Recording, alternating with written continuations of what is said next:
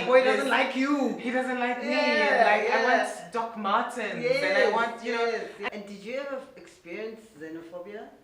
Because you were from Zimbabwe, and did you ever experience any South Africans treating you? I mean, of course, you're not South African. Yes. But like, did you experience an extreme amount of But at the same Jaga time, presa? Jaga Jaga presa. presa, yeah. But at the same time, that's an accent that I easily. Right? Yeah. And again, asking for extender is also not. It's like they might just ask you to pay for 2 seats. Baby,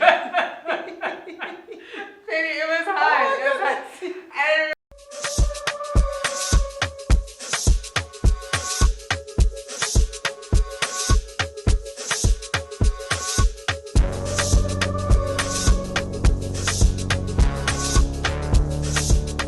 Hi everybody, welcome back to Hot Seat with Penzola. We are still on the power of sharing your story, or rather, the power in your story. Whichever way you want to look at it, that's where we are. And today I have Lorraine on the hot seat. We're going to have a good conversation about the power of her story. Lorraine, thank you, babe. welcome. I'm so To the happy to be here. seat. I was Oh, waiting my for my goodness. turn, and I can't believe it's finally here. So very So guys, happy I to must be here. honest with you. I worked with Lorraine 21 years ago in a call center. Humble beginnings in a call center. And little did I know that I'd find myself sitting next to you today. And we connected a while back, and I think we went out for dinner, and I was just like, there's power in the story. And we've got to be able to just have a chat and just share the story. And that's why I invited you, and thank you for joining. And you said yes when I called. I said yes, and you're right. It's been a long journey, and ever so grateful to have the opportunity to reconnect, right? Because I think there's no one who can appreciate your story more than people who knew you back then. Right? Right? Exactly. They know. Yes. Like, They know. It's, man, 21, it's been that long, It though, has. right? It's been that long. I mean, look, we don't look it though. Oh, of course. You look gorgeous. We're fabulous. Yes. Like, we're going on 30, man. Like, Yeah. So listen, I'm actually going to start the conversation differently. Hot Seat with Penzola is really about demystifying societal norms, really talking about the things that people shy away from talking about, and it's also got an element of being authentic. And I think I specifically chose the segment because I've actually got an upcoming event on the 10th of May, and the theme of the event is the power of your story.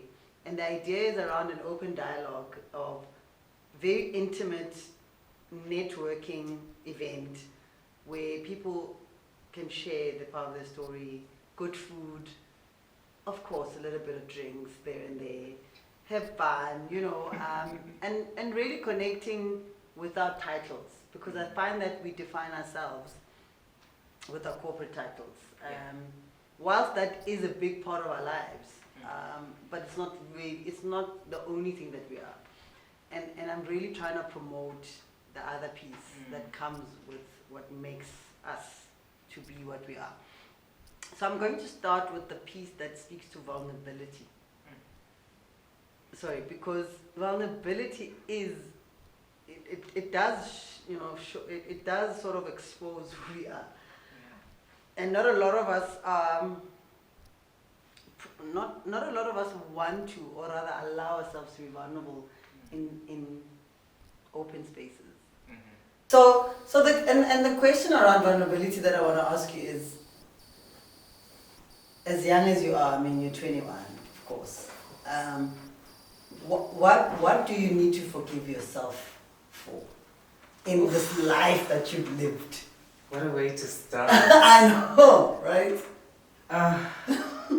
Man, I need to forgive myself for taking so long to get that I am enough. It took me way, way too long. And it's manifested in so many different ways. The greatest being that There's spaces where I flew under the radar when I didn't need to, where I felt like if I had a voice or if attention was on me, if I did something that caused attention to be on me, it would be catastrophic. And it actually wasn't. I think I spent a lot of time being a cheerleader for other people because I felt like, oh, you can, but I can't. I'll be behind the scenes. I'll be behind the scenes. Like those guys here. Yes, behind yes. the scenes, yes. It's like I'm the celebrity because yes. they know what I can do, right? And only to discover that while I was doing that, life was actually moving on and there were a lot of things that I could do, that I wanted to do, that I was literally denying myself. So I would forgive myself for that. Have you forgiven yourself or is it something that you still have to do? I think it's a work in progress. It's a work in progress because we allow these voices of no to build up and they become so strong and so deeply kind of like entrenched within us that when you realize it, it's one thing to realize it and acknowledge, right? But well, that's a step. It's a step. It's a step. But then there's situations that will come up that will take you right back there. And all of a sudden, you don't know anything or you can't remember anything, right? Yeah. And then you're like, oh, geez. But this Lorraine that is moving closer to being the authentic Lorraine, now what? And then you have to slowly kind of walk yourself through the steps again. Absolutely. So take me through the process of identifying that you've got to forgive yourself. Identifying that what you were doing was an injustice to yourself. I was just so unhappy, but I didn't realize that I was unhappy, right? Because when you get into that state, you are very outward. So it's Penny has an issue. It's this person, or why did that happen? And you're never looking at yourself and into yourself or having that conversation. So I remember being on holiday. I love to travel. And I went in my suitcase. I can't afford a flight. No, listen, I'm not that big, girl. Like I can fit in a suitcase. So we had been to. It was in Barcelona. It was Spain. It was amazing. Oh, that's amazing. And there was an event that we went to. And I kind of came out of it feeling like, oh, everyone was so cliquey, and it's so weird when you don't speak the language, and there was just so much. And the friend who was hosting was like to me, simply, but did you try to go and talk to those people, right? That's a good question. And I was like, well, they know that I'm the one who's not from here, and they should have been the ones who would have, you would never come to my house and I would... Oh, you don't say. Oh my gosh, so much, right? And what that moment did is that like the stakes were really low, right? I was on holiday, I wasn't trying, like it wasn't like an interview, I'm trying to get a job or whatever. And I realized that like I actually had so much power over my experience. Because I could have done something, and then maybe I could have had the story to say like, oh, I did go to talk to that woman and she was horrible. But I couldn't even say that, right? Or it could have been... There was no story. There was no story. It could have been like, geez, what an interesting person. So I think that triggered something in me. Yeah. And at the same time, I started having a lot of health issues, right? And I don't know if you've seen a lot of like Gabor Mate stuff where he talks about women and autoimmune conditions. No, I haven't. Because as women, we hold and we carry a lot of things. We don't express it. We take care of, we're always nurturing. And so because we're not saying anything and not doing anything to relieve that stress, we actually end up, it manifests in our bodies, right? And this is a lot of the thinking, I don't know how much science there is to it, behind autoimmunes. Wow. And I have an autoimmune. So it started out with So is it autoimmune? Okay. Because your body is basically saying no to its own immune responses. Right? Okay. So the autoimmune that I have is called Sjogren's. Okay. And it's basically my glands dry up. And so when it was really, really bad, I couldn't cry because I couldn't create tears. So you cry with no tears? Yeah, I mean, I'll feel it. My chest will be like... No, nothing. No, that's power. That's power. And you can imagine what it means in African culture. Right? So they'll be like, she's in a funeral. But not yet. She didn't love that person. She's saying she did. She's saying, but So the journey to diagnosis. oh my goodness. Came, having been traveling, I came back home and I had so much fatigue. And I immediately thought it was iron because I'm iron deficient. Yeah. We did all the iron stuff and it wasn't improving. Slowly my eyes just weren't working, and then it was like, oh, too much screen time, you need to not be on your phone late at night. And But like how? When we had laptops the whole day. Yeah, it's like every hour and a half I was Right? supposed to get up and walk around the room and not look at the laptop. I'm like, guys, girls gotta eat. Hey. So eventually I end up at an ophthalmologist who's like, hey, there's one test that I don't see here. Sends me for this test, and all of these autoimmune markers are crazy, like insane, like 1,000 times what they should be. Sends me to a rheumatologist who then tells me, hey, this is actually what's going on. So now I understood the fatigue, I understood the brain fog, which I thought were iron related, and then obviously all of these other things that are happening. And it was just a point where I had to have a really honest conversation with myself around, do I want to live long, right? Because don't we all? I mean, I think there's a point where you realize, they told me like this is a chronic condition. I'm gonna have this forever. And I think it was the first time that I actually thought about my mortality, like seriously. So yes, we want to live forever. Oh, I want to be like, 95 and strong and blah, blah, blah, blah, blah. But up until that point, I had never really thought that, Lorraine, you are going to die one day, right? And then it was kind of like, what do you do with your life between now and the exit button exactly. when it's coming, right? Because now there's this thing that's so in the background, so light, but it's affecting your life. It is, right? And it does have an impact on your lifespan, right? Exactly. So now the doctors are saying, hey, you should be doing strength training because you don't want your muscles to deteriorate. Because this thing is often secondary to lupus, and lupus is very debilitating, and it was a real mind if I can put it that way. And at the time I was extremely overweight.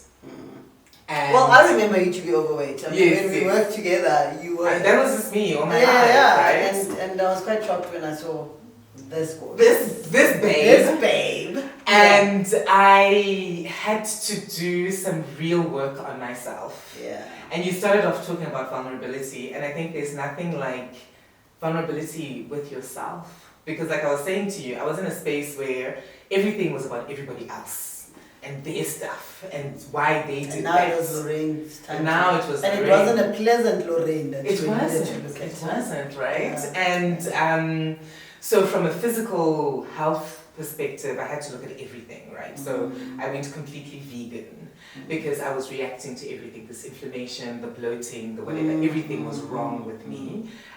Whatever I ate, I couldn't keep down, or it just wasn't a nice experience. So there was that side of things, and then just sort of saying, well, you're gonna have to fix this. At the same time, I went into therapy because it was then like, well, if you want long-term results or weight loss, it's a long journey, but also you have to be okay, because what are the real changes you're going to make that are going to say to you after you've had that not so great experience wherever? You're not going to go home and just decide, hey, I'm going to eat a rack of ribs and half a cake and Because it's not just physical, there's a mental part and there's an emotional part. Yeah. And that's what it was, and that was the. And what kind of therapy did you go to? A psychologist, cognitive behavioral therapy. Okay. And that's actually where I unpacked this issue of flying under the radar, and then of also sweeping in and being a fixer, because it's nice to focus on everybody's stuff, right? So you're like, don't worry, Penny, I can fix this. but now to fix my things, right? And there was a moment, I think maybe 4 or 5 sessions in, where my therapist, I had been ranting and raving, and then it was like family stuff and work people and this and that and whatever. And she said to me, what is the common denominator here? And I'm like, whew, this all happened in March. It must be, you know, a seasonal thing. What's in the air? Hey man, maybe not whatever. Eventually, she's like, Lorraine, you are in each one of these situations and interactions. What are you doing that is giving you this outcome that you're not happy with? But I'm perfect. How dare you ask me this? It's everybody's fault. And I think that's actually when the work began. Because at that point, I was probably 4 or 5 months into therapy. And we actually hadn't started. I think all I was getting at that point was just the feel-good factor that I go to a session every week. But I think perhaps what was playing in your head is that at least I'm doing something about this thing. No one can blame me that I'm not, do you know what I mean? Like, but you were probably not entrenched in the thing itself Exactly. until tough questions sort of started being asked, and then you started realizing. Yeah. So what I'm hearing from you is that you played a role in this Yeah. whatever. The movie of my life. The movie of your life. And it's funny how we never look internally. It's always about, you know, even in family disputes or whatever, but it's just always about the other person and never about your contribution in the thing. And what I'm hearing from you is that the forgiving of yourself also has to do with a clear understanding of the role that you play in those situations. And that's for me is powerful. It's powerful because when you start looking internally, then you start to see some of the answers. But anyway, I'm going to pause on that and then start where I should have started. Okay. Yeah. So who is Lorraine? It's a very simple question, but probably not a simple question to answer. But let's try. Who is Lorraine? Where are you from? What's happening? What are you about?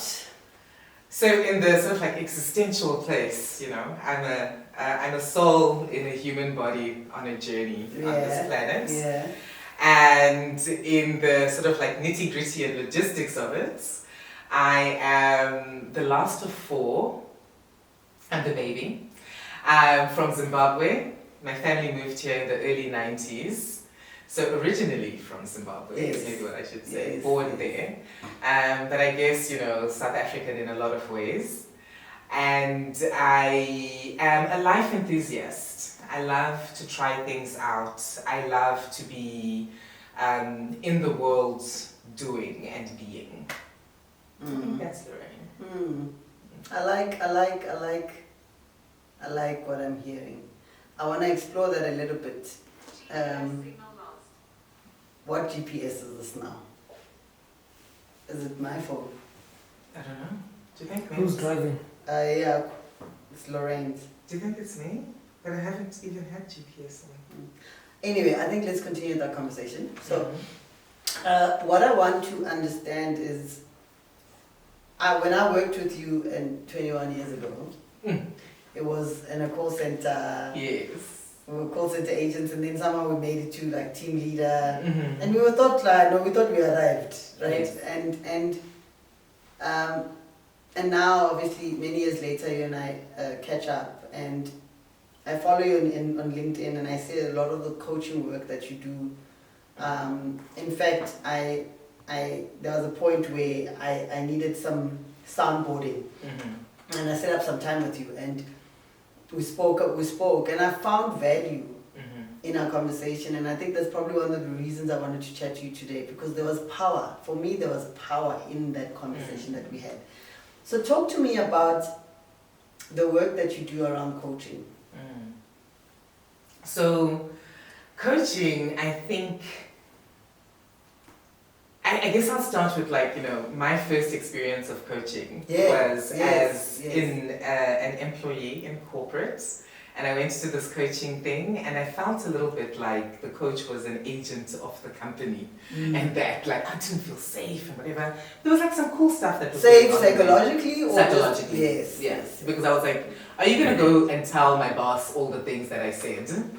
And what does that mean for me? So I'm going to kind of censor myself and just And that doesn't really amount to proper coaching. It doesn't. Because, It really yeah. doesn't. And so later in life, I get this opportunity to do a coaching certification and realize while I'm on the program that a lot of what I've been doing as a consultant is actually coaching, because I work on a lot of projects that aren't, where I don't have the expertise. I'm not a technical person or subject matter expert in whatever it might be. However, I work with and through people. And a lot of the time, people get stuck within themselves or because of the dynamics of the environment, and not because they don't know what to do or what's needed. And so I realized, like, geez, there's something here that I really enjoy. It's a happy place. It doesn't feel like work. How do I do more of this? And so then the journey started from there. And then I realized that I actually really love working with women, because my journey was often in teams of men. And I'd be the only woman. And then I'd be like, who do I really talk to who can understand what was going on with Because they don't. Exactly. And so that then became the thing. So I think coaching, a lot of times we don't really, I think that we still have a lot of work to do for people to really understand what it is, because it's not training and it's not mentorship, but it's really about you as an individual grappling with an issue and finding your own solutions to it. And the coach is really a thinking partner, someone who's walking the journey with you, who's able to ask you some provocative and controversial questions at times, just so that uncomfortable you can, questions. Uncomfortable, 100%, Yeah. so that you can get somewhere with what you're dealing with. Yeah. And then tell me, where does Lorraine find herself in the process of coaching and asking the uncomfortable questions that may relate to Lorraine as a person? I think you should have had my supervisor. I'm going to coaching supervisor where I go to debrief. Yeah. So I think a lot of the time it's very difficult, especially, there needs to be chemistry between you and your client. Correct. And the moment that there's chemistry, it means that you are invested in the person. So you will feel what they're going through. And a lot of the time you want to give them your answer, your solution, and that's very difficult. Which is why it's very important to have supervision, and also to take it as you're an open vessel as a coach. There's going to be things that are also going to make you uncomfortable, and are you willing to continue doing the work on yourself? Because if you're not, then you're not going to be much use to the client. And that's what I'm asking, and I don't think you're answering my question. I'm saying those things that require you to work on yourself that is uncomfortable, I'm already getting a sense that you're willing to do that. But what does that process look like for you? Where you are coaching the person and you are asking the uncomfortable questions, and that kind of forces you to reflect back into Lorraine and a space of working on Lorraine. So in those cases, it's really tough, Penny, because I think there's a certain maturity and vulnerability that you need to allow yourself to do the work. And that's something that sometimes I just don't even want to open the door on. Through my own sessions, where I am the client, I try to work through some of those things, but a lot of the time, the timing isn't always great. So I often put things down on paper that, like, one day I'm going to be able to answer this question for myself, because I'm not always there, like, ready to actually deal with it. It's not the best answer, but it's just literally. And it doesn't have to. As long as it's the real answer. Because I'm not looking for an answer that will sound right. Right? And if there isn't an answer, it's just something that I think and I certainly experienced that, and I think that's why I'm probably asking. I certainly experienced that where people come to me for coaching or guidance, and I find myself guiding in a particular way, but when I actually listen to what I'm telling the person to do, these are things I should be doing. But I'm just not willing to go there. For whatever reason that I'm scared of. But that's why they say those who can't teach. and then it just feels so uncomfortable that I almost feel like I'm hypocritical, because I'm sitting here saying this actually is the right thing to do, but I'm struggling with that, and I do think that the coaching conversations are constantly reminding us of the things that we also have to do ourselves as coaches. Absolutely. Right? So, and I guess that's why I was asking that question. I think if I there's something powerful about the role of the observer. Yeah. And, as a coach, you're Correct. observing. And I think that you need to almost treat yourself with the grace to say, these are almost sort of like little whispers and messages that are coming to me right now. I don't need to answer the call. Yes. But I can certainly go back to the voicemail and listen to it later. And maybe I'll be ready to deal with it or to look at it and acknowledge it. Yeah.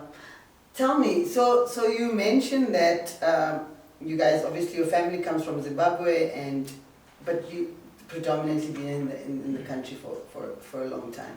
Mm-hmm. How do you think that has influenced who Lorraine is today? The fact that your root is Zimbabwean, mm-hmm. but you've literally been staying in the country for many years. Mm-hmm. And looking at where we are as a country in South Africa, how much of South Africa do you connect with, and does that in any way create an identity crisis? Oh yes, it does. It does. And I think the crisis was when I was younger as well, right? Yeah. Because I moved here as a teen.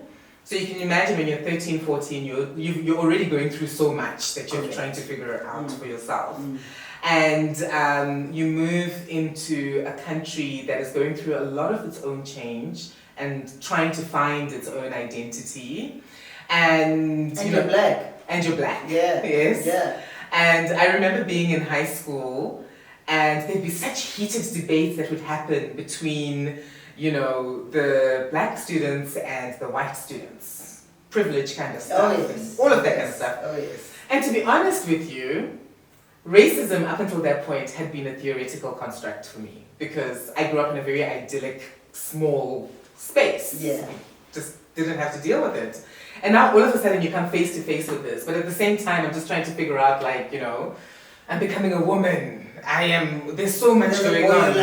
Where do I belong? Yes, there's a boy I like. The boy doesn't like you. He doesn't like me. And I want Doc Martens. And I want, Yes. And it was just such a confusing time.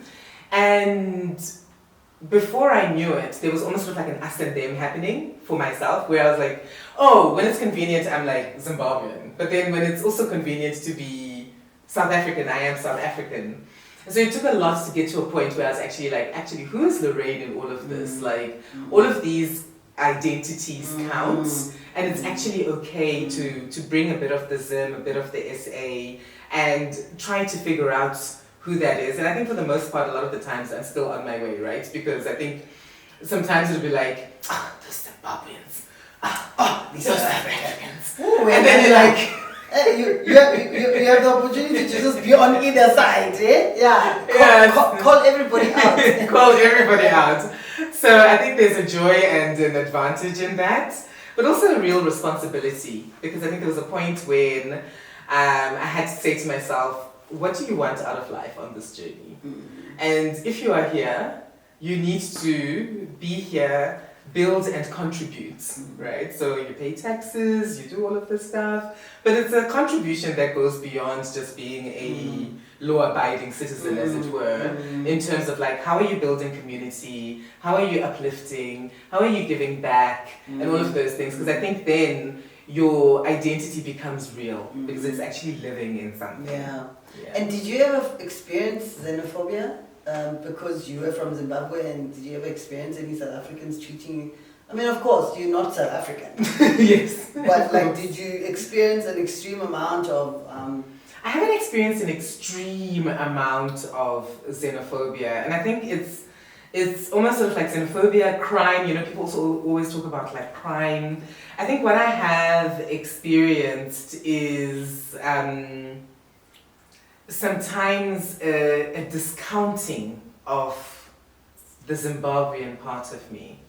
Because I think a lot of the time there are stereotypes in the system that people believe that a Zimbabwean is going to be X. just as Zimbabweans believe South Africans are going to be a certain way, right? And I think I have had moments where I have felt a little bit like, yeah, I know I'm a Zimbabwean, but I don't have to come with that accent, you know? But at the same time... Jaga presa. Yeah. But at the same time, that's an accent that I easily slide into myself because I have that. Because you have it, yeah. And I know, like, you know, depending on where I am, different accents kind of come out, and I'm sure it's the same for you. Yeah. So I think it's just a painful thing because I think of what we lose from the richness of the diversity or the different thing that we then, you know, mark, whether it's through xenophobia or whatever it might be. Yeah. And I know that in the corporate space there's always that you know BE appointments and whatever.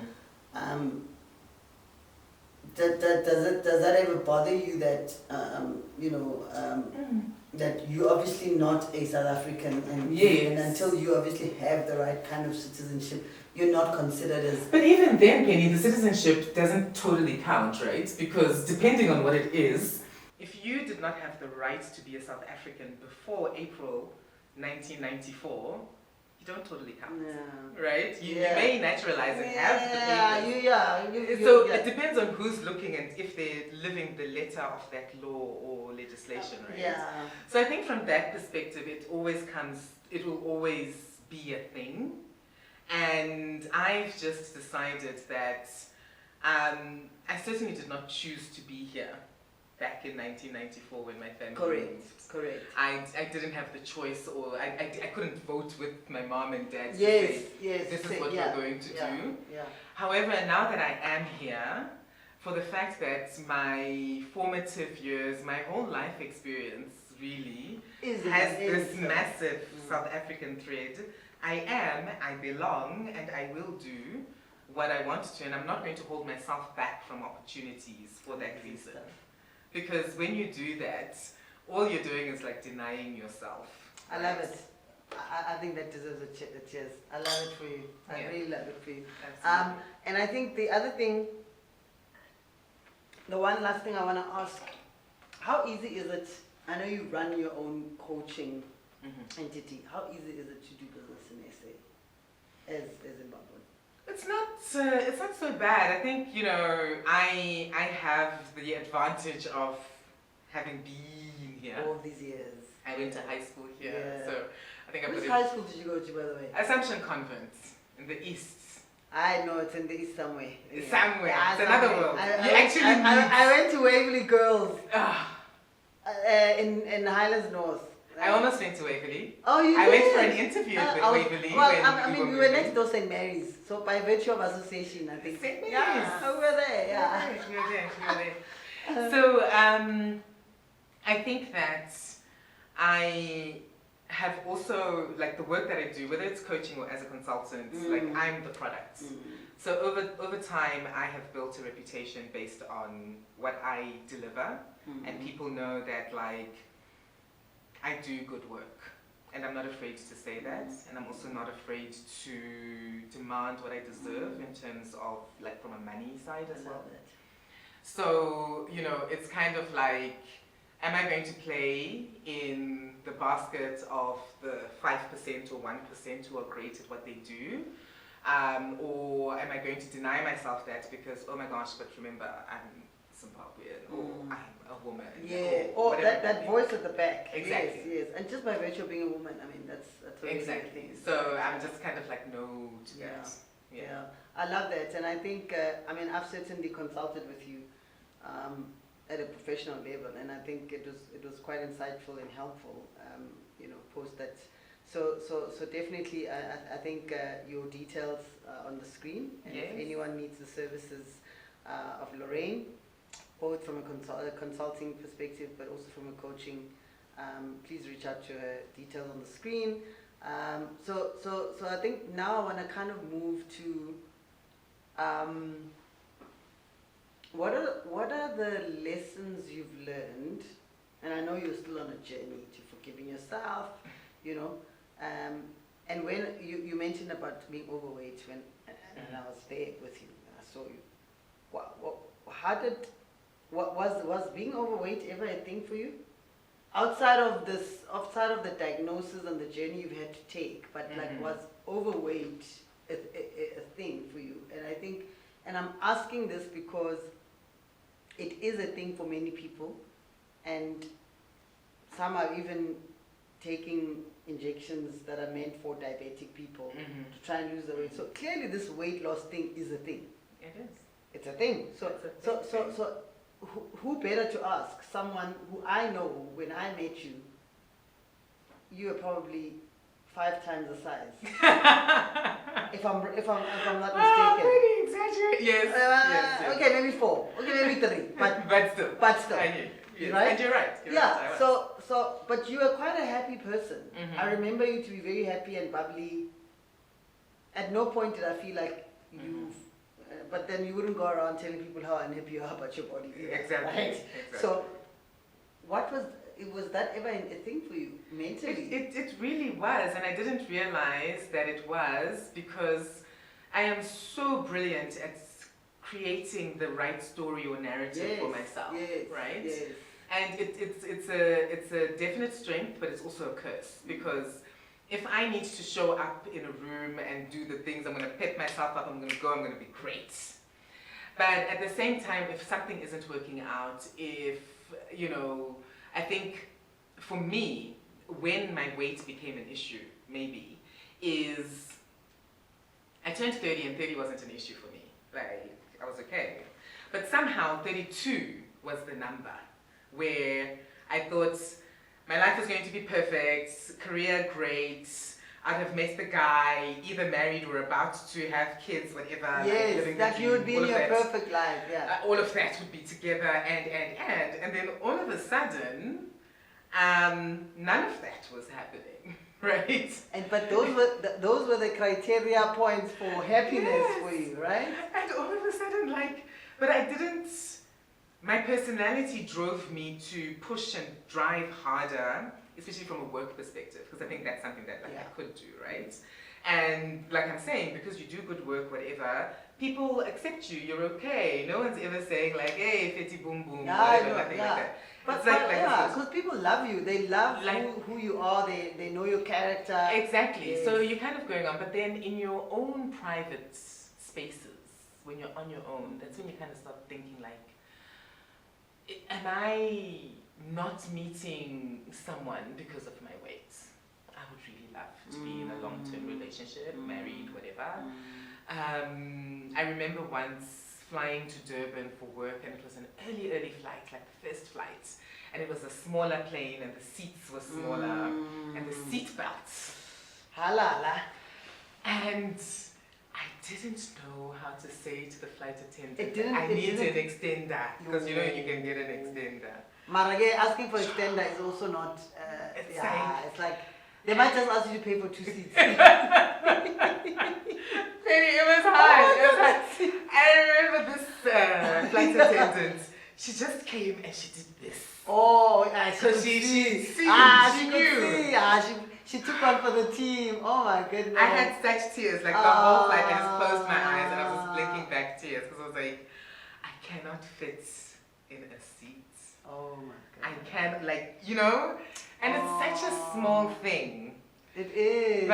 But those things just started to be, they just started to become louder and bigger, and you just kind of no, this is not okay. Until, obviously, like I was saying to you, I got to a point where even health-wise, my body wasn't coping, Your body wasn't coping. And it is a thing. I think that, and I'm very glad that today there's all of this, there's so much body positivity, you've got your plus size baddies out there, and I love it because there's probably a lot of people who are very comfortable in whatever body they have, and I think we should be. We should be able to embrace it. We should be comfortable.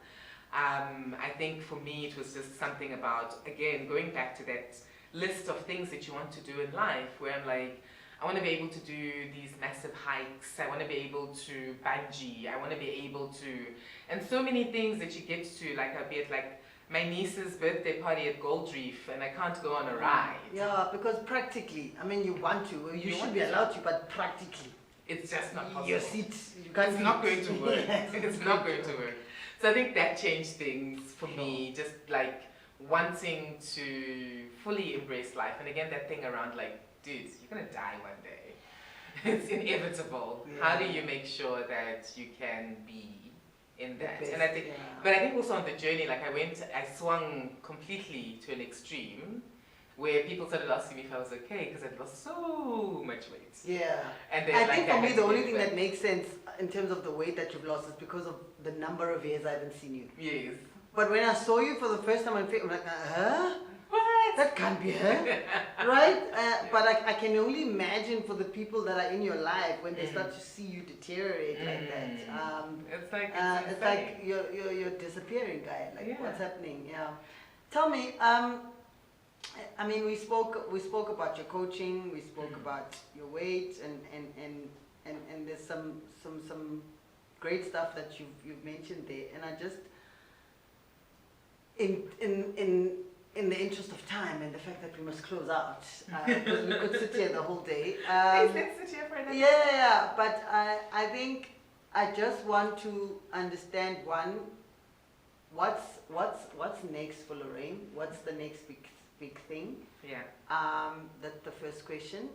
And then perhaps before you answer that, maybe answer this one first that speaks to how do you ask for help? So remember, growing and changing and in the journey of you accepting some of the things, we've got to learn to ask for help. So I'm very much interested about practically asking for help, understanding that we're independent, there's many dynamics. And then in closing, I want you to talk to me about what's next for Lorraine, what's the next big thing, what are the plans, and I'm hoping to see you at my event on the 10th, so you can share your story. I mean, you didn't give me the juices, that's for sure. And I'm hoping you're gonna drop some. I mean, pieces. maybe you need to ask me different questions, Penny. Yeah, so if you could just take those two for me, then we close off. Yeah. Asking for help, I think that we often isolate ourselves unnecessarily. And I have, in this part of my life, sometimes been accused of being an oversharer. But sharing with people lays the platform or foundation for asking for help. Yeah. Because if you know where I am, if you know what's happening, again, being vulnerable, right? Then I can come to you and say, Penny, things are really tough. In this business of mine, my clients have not paid me past 60 days. I don't have money. I don't know how I'm going to I don't make have it through. Yeah, exactly. Right? Yes. And I might not necessarily be asking you to give me No, money. but you're but just giving me you- your position that you find yourself in. In other words, if I invite you for dinner, I don't have money to pay for the dinner. Exactly. So, and that's and that's why I'm saying come to my house instead, because then we can eat my pap and komasi that I actually do have, right? Exactly. So I think there's something about not being afraid to share. I think, yes, there are certain things about our stories that are for us or that are a timing issue. When you are ready, you share it. But certainly don't be afraid, because people will surprise you by opening up in the same way. And in that way, they can also then share with you where they went to get help if they're not able to help you. So I think there's something about that. Okay. And then I think there's also just the opportunity that we have to continuously be learning, right? And these days, it's everywhere. Whether it's like you're on TikTok, whatever social media platform, YouTube, whatever, there's also ways to just even go and ask AI these days, right? Yeah. Hey, what do you do That when? that guy is always ready to give you the answers. So I think there's just something about just being willing and open to learn, and also knowing that sometimes you're going to ask and the door is going to be closed on you. That doesn't mean that there isn't somebody else who's willing to help or another avenue to get that help. Yeah. And how much do you believe in the importance of that thing for you, right? Because if it's really, really important, you're going to keep trying. Yeah. And you're going to pick yourself up and you're going to be like, geez, you know what, it was really tough, but I'm just going to go and try. Yeah. Like I've been trying this podcast since 2020. It's getting there. Absolutely. Yeah, and I thank you guys for the subscriptions, the likes, the comments. We've grown. We've exceptionally grown since we started. It's wonderful and it's amazing. It's wonderful It's how when you are absolutely persistent, people that generally support you. We'll just walk the journey with you. Yeah. And how amazing has it been for you, just in terms of your own growth, right? Like, Absolutely. what was season 1 like? What's this season like? What do you want to try out? How are you doing it? And all of those kinds of things. So I think that, and like, also just accepting some of the errors you may have made or mistakes. Yes. When I was watching some videos from my first season to this day, some of my crew was like, "That's terrible," and guys, it's terrible, but it's good. It just shows me how far I've come. Yes. And that for me is something to celebrate. But anyway, let me allow you to then talk to me about the last question I asked you. The last question. I think what's next is living more out loud. You know, in September, I took a bit of a sabbatical and I was like out and about traveling and trying to work remotely at the same time. So I don't know if it was really a sabbatical, but my niece and my nephew, who are both in their 20s, like in different conversations, but like a day apart, literally said to me, "But auntie, if there is no picture, did it happen?" So that was the first conversation. And then the next one, which was my nephew, then says, "But if you didn't post it, did it really happen?" Oh my goodness.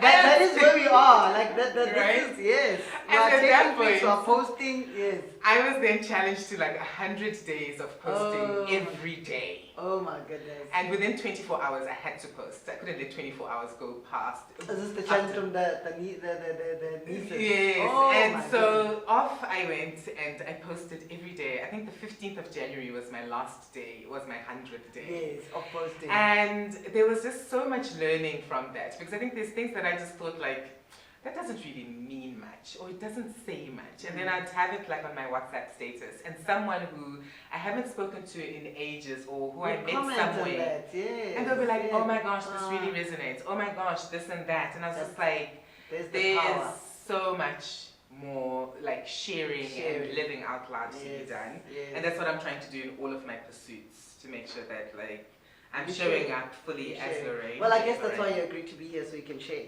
Yes. The sharing journey starts here, right? Absolutely. Any wedding bells, or relationship-wise? Still on the journey. Hey, Let's you're see. still searching. But you'll definitely get an invitation. Oh, of course. You are there. Of course. I'll probably do photography. You will do photography. Wow. Actually. Yeah, but I mean, if anyone's watching, Lorraine is still on the journey. And on the market. On the market. Gorgeous. But anyway, guys, on a serious note, I think, thank you for coming. Thank you for sharing a part of you. This is about, sharing your story, which I strongly believe there's power in everyone's story. And I hope all of you, that sat through the conversation really took at least one or two valuable points from this conversation. And I think for me, the acceptance of the learning of the journey, I think that's one thing that came out for me, to say the first step is to be aware that this is where I need to go, and asking for help, and understanding where you are, because sometimes as human, it's a human phenomenon just to quickly accept that no, I've arrived. You're a coach, Moss. How is it that you don't know? I'm coaching C. Everyone I coach is you're coaching chief. You're coaching the executive squad somewhere. There you go. So how do you now have to work on yourself? And I think it's important to consciously and to continuously understand that whilst we may be great at other things, there are the continuous learning journey for us as individuals never ends. And I think that's really the power that I'm taking away from this conversation. And Lorraine, thank you so much for joining me. It's been great seeing you after 21 years. 21 years! And I promise I'm not going to now see you in another 21 years. No, I'm not going to let that happen. No, we're not going to let that happen. And guys, don't forget to like, subscribe, and share with your friends. If you do have a specific question for Lorraine, again, drop it on the comments and I'll ask her to answer the questions. If you require any services from her, the business card is on the screen. Please reach out to her. It's been a real thing. Hope you enjoyed this episode. Peace. Yay! Yay. you. So I'm going to start by asking you a very weird question. You know what? What? I forgot the question. Can we cut? I saw it.